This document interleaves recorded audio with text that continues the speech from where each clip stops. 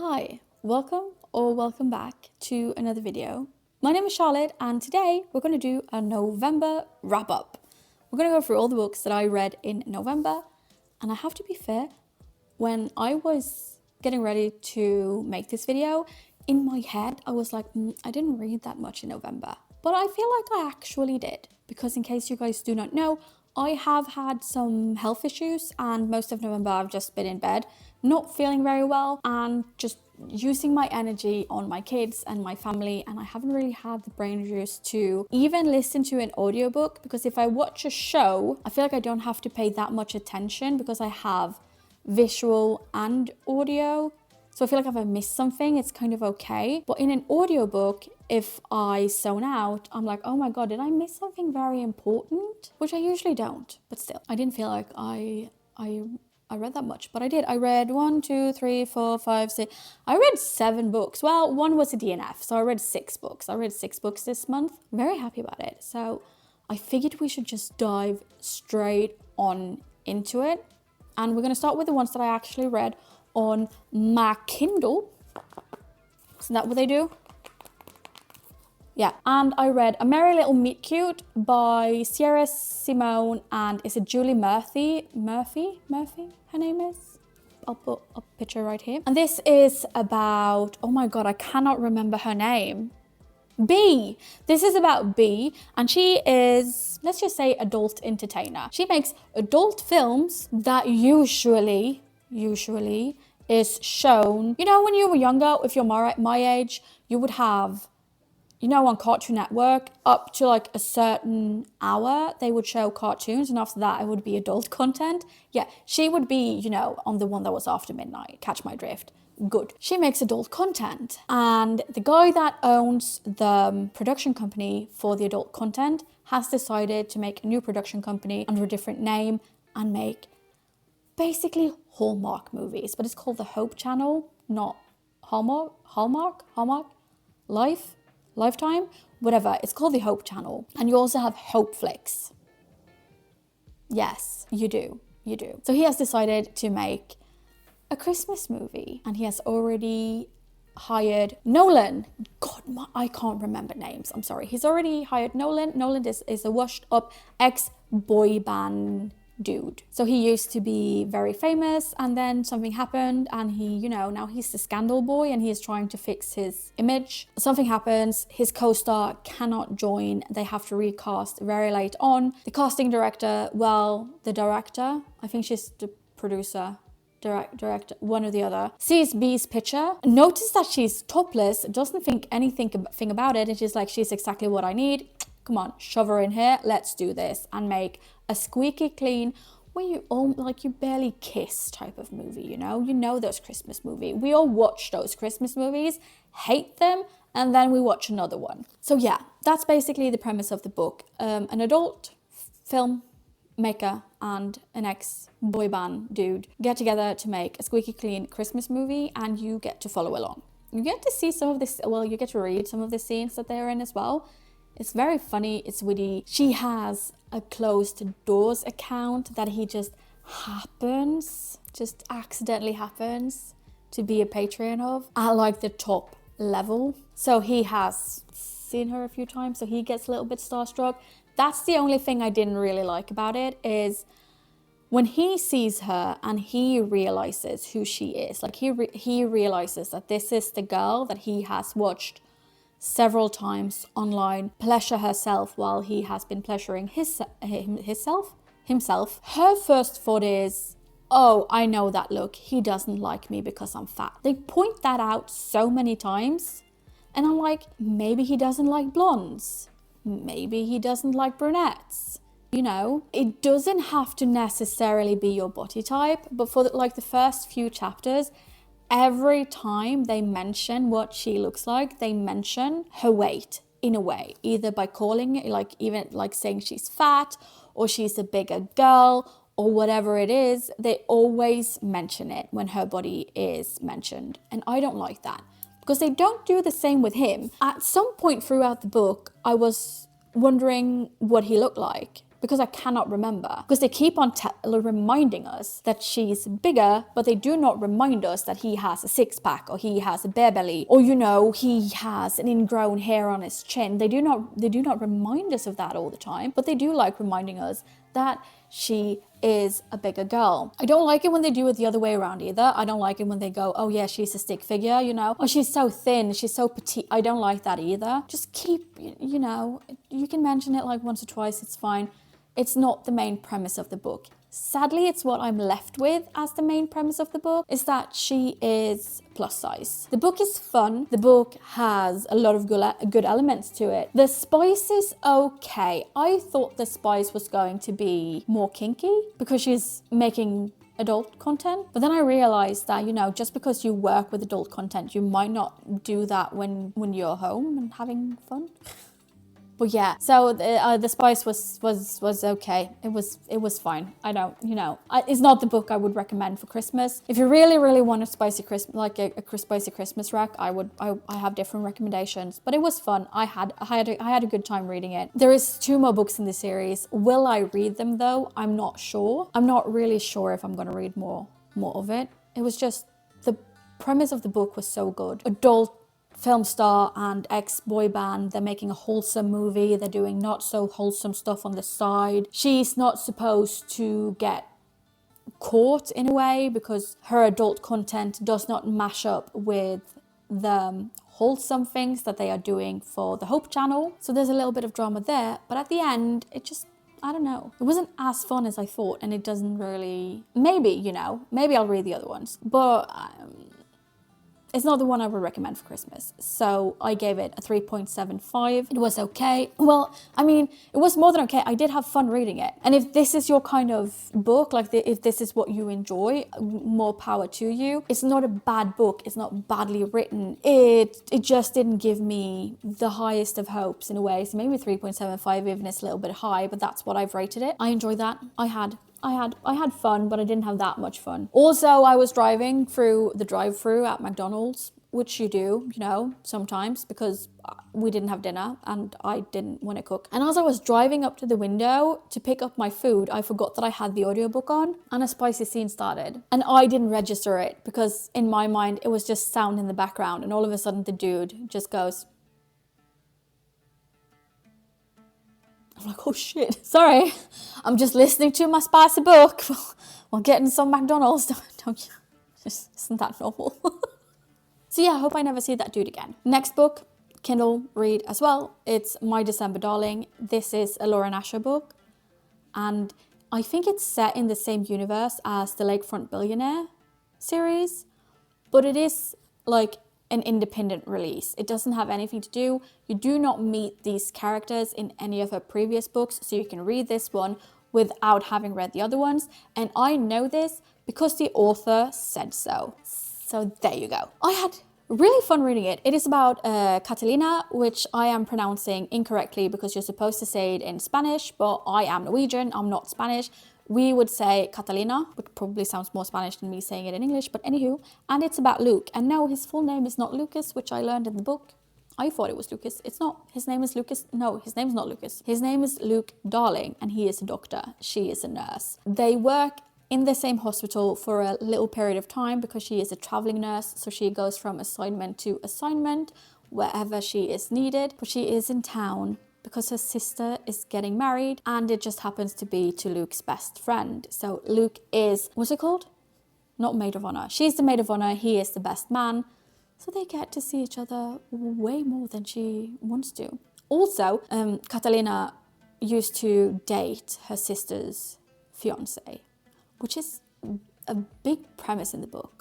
I don't really see the problem when you hear the extent of the dating and like how far it actually went. I don't really see the problem, but hey ho, you might, and that's completely fine. It's a novella. It's 200-ish pages, so it's like a perfect little short Christmas read if you want to read it. It gives a little Grey's Anatomy, not as much as I think people that are like die-hard fans of the series would want, but it's fun. It's okay. It's novella. I'm not going to rate it. I do not want to write a novella, but it is fun, and I like that you can read it without having to read any of the other ones. But I do hope that if any of her characters end up in hospital in her like in the next book or so, that you get to see Dr. Darling in action, just so you get a little nod to him. That would be fun, without actually having to read My December Darling, of course. But that was my Kindle reads. Well, to be fair, I read most of these on Kindle as well, but those 2 books I only have on Kindle. I actually started off the month reading Lights Out. This is by Nevessa Allen, and it's a stalker romance. It's a dark romance, so read all of the trigger warnings before you dive into this book, please and thank you. But it's super fun. I enjoyed it so much. I think I laughed within like the first few pages. No, that's a lie. Did I? Or am I just confusing it with a different book? Okay, yeah, no, I didn't laugh in the first chapter, because the first chapter just tells you how traumatic her job is.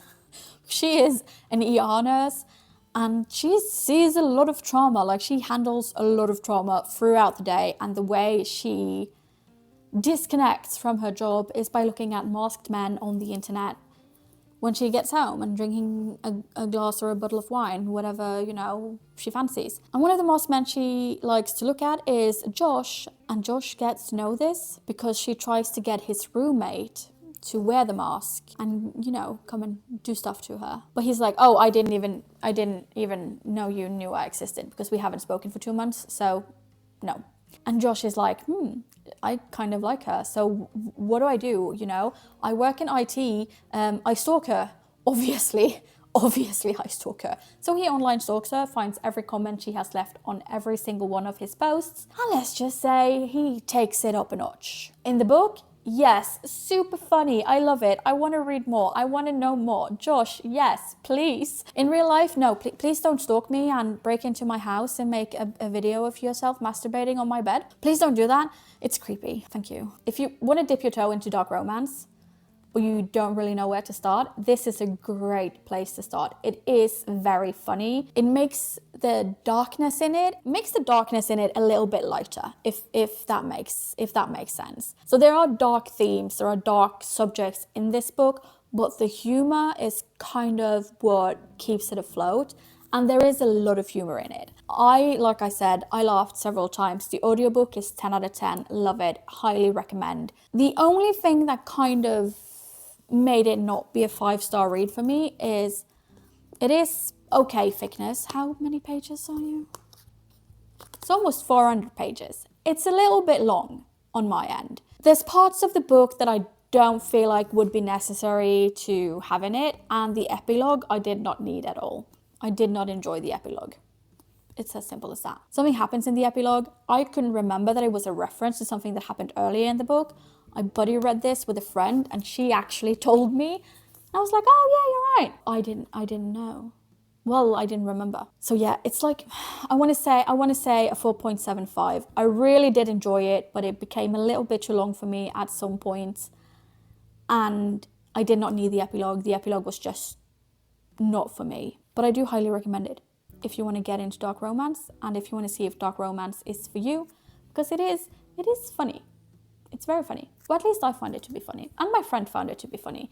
And the audiobook, like I said, 10 out of fucking 10. And I actually went from one witty book to another one. How My Neighbor Stole Christmas by Megan Quinn. This one is grumpy sunshine, childhood friends, enemies to lovers, fake dating, and there is a candy cane scene in this one. That's very fun to read, but I would not recommend trying, because I'm pretty sure you will get at least like a UTI. So please don't try it, but do read about it, because it's very fun. This one had me laughing from like the very first chapter. It's written in such a comical, witty way that you just get drawn in instantly. I do have a reading vlog out on it, so I'm not going to go too deep into what it's about, but it is about story and it is about Cole. It's dual POV. This one, by the way, is also dual POV. A Merry Little Meet Cute is dual POV, and My December Darling is so far every one of them is dual POV. But yeah, it's dual POV, and every chapter starts with like a little poem, so kind of like The Grinch. So it tells you a little bit about the story, what's happened, maybe a little bit foreshadowing about what's going to happen. Cole gets into it with the narrator. It is super funny. I enjoyed it so much. And this is one of the few books I've read recently where I've actually enjoyed the epilogue. And I was happy that I got the one with 2 epilogues and not just 1 epilogue. I enjoyed it so much. If I can recommend one Christmas book, I would recommend this one this year. This is like my top Christmas book. I enjoyed it. The spice was spicing, the chemistry was there, the banter was there. It's just, and the way she misreads the situation when they first meet again, it's fantastic. She misreads the situation so badly, like she does not understand what's going on, and it's just, I love it.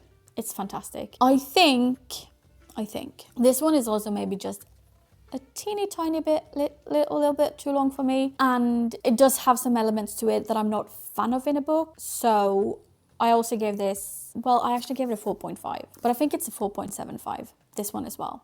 It's a 4.75. I do really enjoy it. I do find it to be super fun. I am going to read it again next Christmas, I'm pretty sure. This one has also a fantastic audiobook. Highly recommend the audiobook. The way this one is read as an audiobook, it's perfect for me. I enjoyed it so much. But it was just a little bit too long. There was, yeah, like I said, some things I didn't enjoy in it. It's a 4.75 for that reason, because it has one element in it, which I'm not going to tell you guys because it is a spoiler, that I do not enjoy, and that kind of brings it down a little bit for me. But yeah, this is a Christmas read. If you like spicy books, of course. If you don't like spicy books, it might not be for you. I was in a Christmas mood, so I went over to this one. And I'm going to tell you guys straight away, this is the one I DNF'd. It's Wreck the Halls by Tessa Bailey. I've never read a Tessa Bailey book before, as far as I can remember, but I might also be lying, so do not, sue me if I am. I thought this was going to be different, because this is about beat and it is about melody, and their moms used to be in a band when they were younger, kind of like, I want to say the Beatles. The way they describe this band and the hype around it and how everybody feels about the band and everything, it's like the Beatles. Words, Jesus Christ, it's like the Beatles, I want to say. Something happens, the band gets dissolved, and beat and melody actually never meet as children. They meet once when they are 14, and then they don't meet again until they're in like their 30s. I think the book says it's gone like 15, 17 years, something like that, and they have both been thinking about each other for those years, but they've never the path has never crossed. I find it to be a little bit weird. Maybe because I wasn't obsessed with someone at 14, and now that I am in my 30s, I don't think about them, I don't have somebody I obsessed over as a teen and that I think about now. So maybe that's why I find it to be a little bit weird. Also, it's in third person. I find it a little bit hard to read, and it wasn't funny. It was very serious. It had I felt like it had almost like a serious undertone. They decide to go with this producer to get the band back together before Christmas, and it's going to be documented and made into like a reality documentary about how they get the band together. And when they do, they get like $1 million each, and he is in debt because somebody is trying to blackmail him, so he really needs the money. Don't really know about her, but I think she's trying to make it without her mom's money. I want to say 15 to 20% into this book. It didn't hook me. To be fair, I've only gotten to the point where they have decided to get the band back together. I didn't read much further than that, but I didn't feel like I needed to. It just didn't capture me the way that the other books have. This didn't. One thing is reading a book that's not capturing me, but I have a hope it's going to capture me later on when I'm feeling well. But spending time on something that is not capturing my attention early on, when I'm not feeling well, I just wasn't up for it. So I DNF'd this one. But if it's very good, if I should pick it up before Christmas, please tell me, because I might still read it before Christmas. If this is like a favorite book and you think it's the best one out there, please tell me, and maybe I'll pick it up. Maybe I'll pick it up again before Christmas. I was kind of done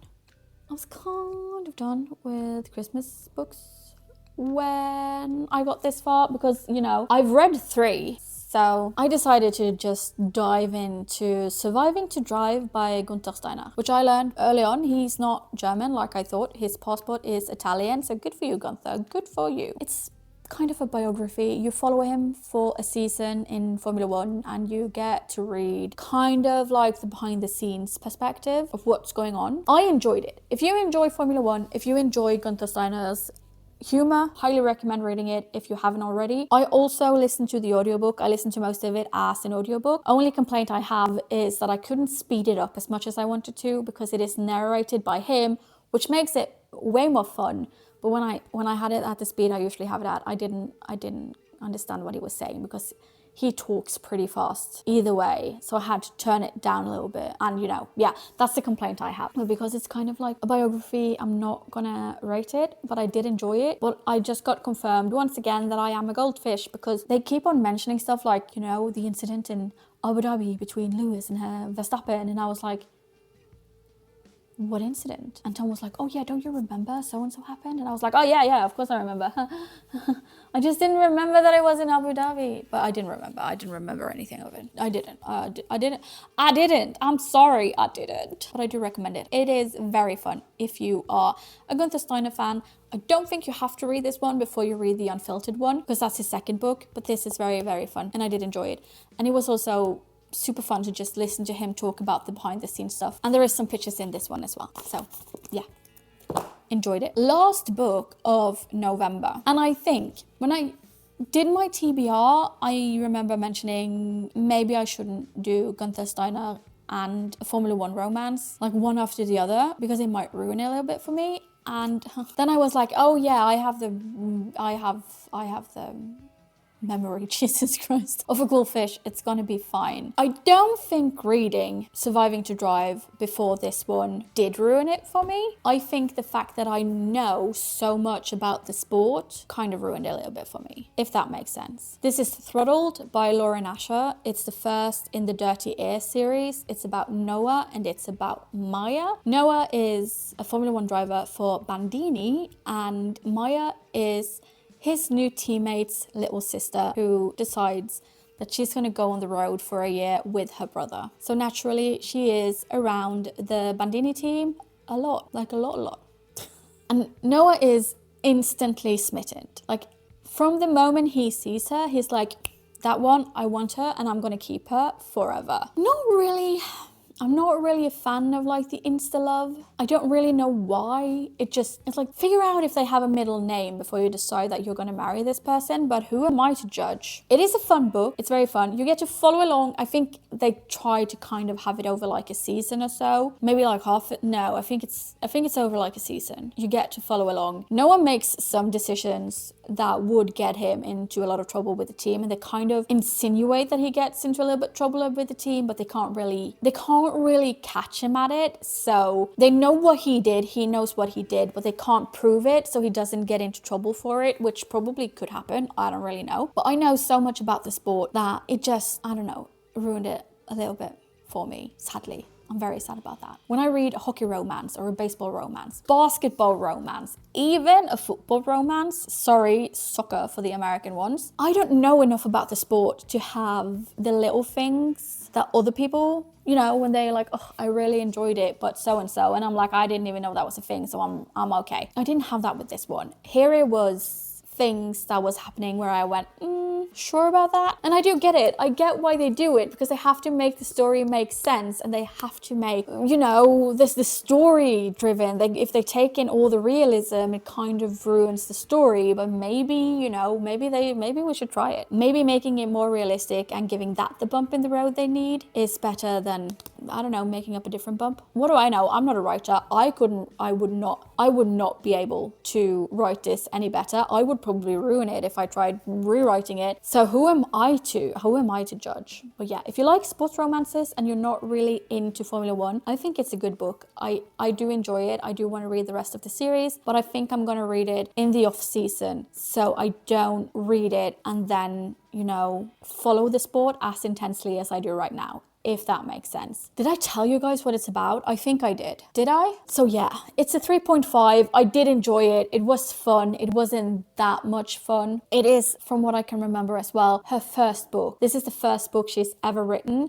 I would not be able to write a better book. That is not what I'm saying. It's a good book. it just isn't for me because I enjoy the sport so much. But I do want to read the rest of the series. It's a 3.5. Not really, not necessarily my kind of sports romance. Also, when I've been reading a little bit more of a darker romance, and I've read, you know, How My Neighbor Stole Christmas, which has some super spicy scenes, it was missing a lot of the elements that I enjoyed in the other books. So that's kind of what happened there. That was all the books I've read. I did read a few, like I said. Thank you guys so much for spending some of your precious time with me, and I am so sorry it took a little while before I got to upload again. I will try and make more content when I feel better. Right now I feel okay, so I'm actually gonna, but I will try. And thank you guys for being patient with me and, you know, just understanding. Thank you. And yes, thank you for spending some of your precious time with me. I really do appreciate it. Have you read any of these books? Please tell me in the comment. Tell me what you think about them, and I will talk to you all in the next one.